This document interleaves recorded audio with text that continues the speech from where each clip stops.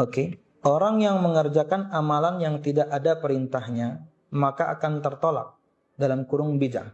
Apakah bid'ah itu tercatat sebagai dosa atau hanya tertolak saja? Ya, bukan cuma tertolak, dosa. Dosa besar. Anda mengada-ngada dari syariat Nabi Muhammad SAW yang sudah sempurna. Dosa. Jamaah sekalian rahimakumullah, berkreasi pada agama Islam atau yang ada Anda modifikasi, ini dosanya besar. Berkata Imam Malik rahimahullah ta'ala, seakan-akan dia mengatakan Nabi Muhammad SAW mengkhianati risalah. Bahaya jamaah. Berani Anda ngomong gitu sama Nabi Muhammad? Karena Anda berkreasi pada amal ibadah tertentu, atau yang ada kemudian Anda modifikasi, seakan-akan Anda mengatakan Nabi Muhammad ini belum ajarkan yang ini. Atau Nabi Muhammad SAW, kaku nih, nggak seperti ini, harusnya nih berani. Subhanallah. Allah Subhanahu wa ta'ala tidak wafatkan Nabi Muhammad hingga Allah Subhanahu wa ta'ala menyempurnakan agamanya.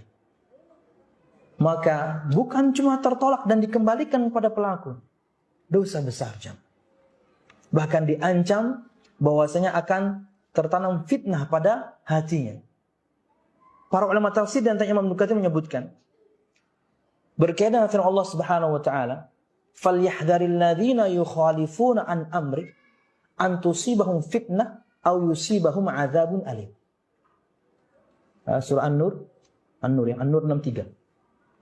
Maka berhati-hatilah untuk orang-orang yang menyelisih perintah Nabi. Ingat, menyelisih itu berarti ada perintah tidak dijalankan, ada larangan tapi diterobos, itu menyelisih namanya. Kalau yang membuat-buat, ini levelnya lebih tinggi penyimpangannya.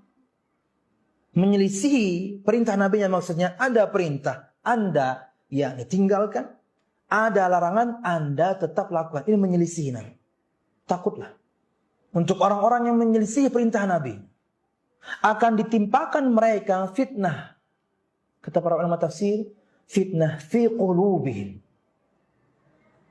Prakteknya adalah bisa kemunafikan Allah akan tanamkan, atau kemaksiatan Anda akan membesar, bahkan mungkin bisa jadi adalah kesyirikan dan kekufuran, kata Imam Nukatir. Kenapa? Karena Anda berani menyelisih Nabi Muhammad SAW. Bukan lagi dosa besar. Yani hasil dari itu akan berbahaya.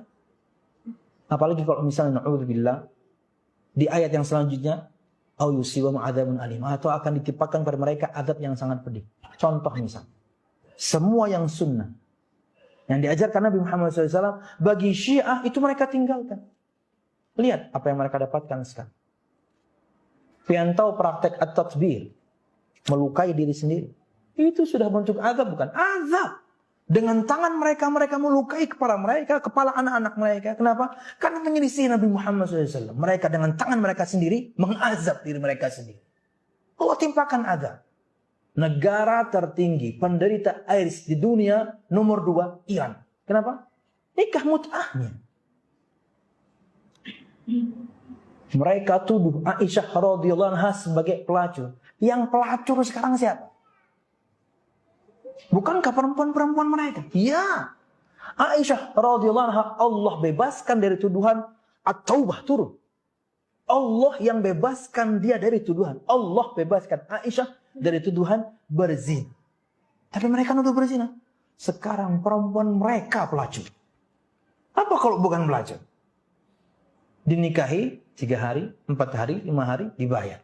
Pelacur atas nama agama. Wallahu a'lam bishawab. Itu bahayanya menyelisih Nabi Muhammad SAW.